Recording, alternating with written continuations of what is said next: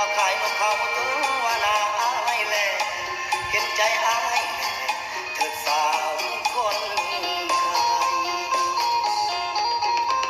นกเขาของอายตัวผู้มันขันจุกรูยามเห็นโตแม่นกเขาพลายขันเสียงดงแท้แท้นกเขาพลายขันเสียงดงแท้แท้เขาพอแดงเลี้ยงลูกแท้ซึ่งเอาไว้เก็บแนวโอ้เดนอละเอ้ยน้องสาวคนไทยละเอ้ยน้องสาวคนไทยซึ่งนกเขาใส่อายแน่นกเขาพอแดงมันเลี้ยงลูกแน่ซึ่งไว้แน่ซื้อไว้แนวซึ่งไว้แน่ซื้อไว้เฮ็ดแนว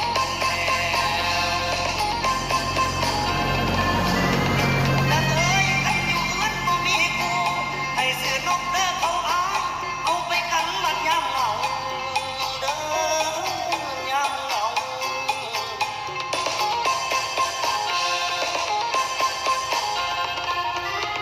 สาวเอ้ยอันมานกเด้อเขาคันแต่เช้าจนฮอดค่ำคันแต่ค่ำจนฮอดแย่ยันนางน้องนั่นนายแน่นางน้องนายแน่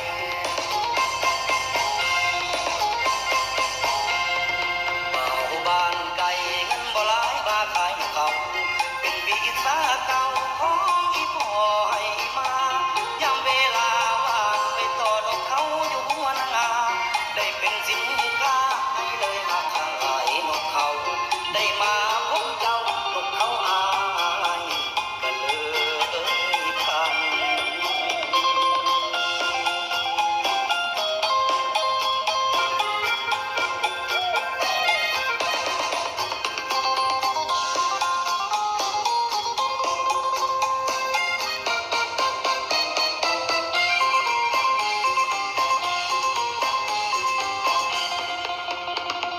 โอ้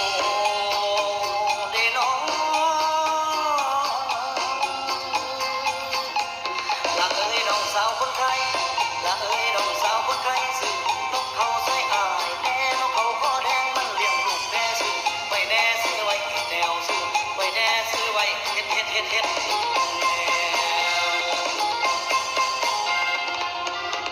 นางเอ้ยคันอยู่เอื้อนบ่มีกูให้ซื้อนกเด้อเขาเอาไปขันมัดยามเหงาเด้อยามเหงา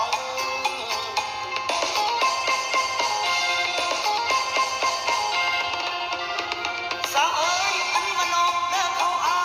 คันแต่เช้าจนฮอดค่ำคันแต่ค่ำจนฮอดแจ้งยันนางน้องนั่นนายแน่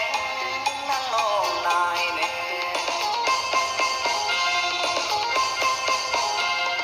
เป่าบ้านไก่เงินบ่หลายบาขายเขา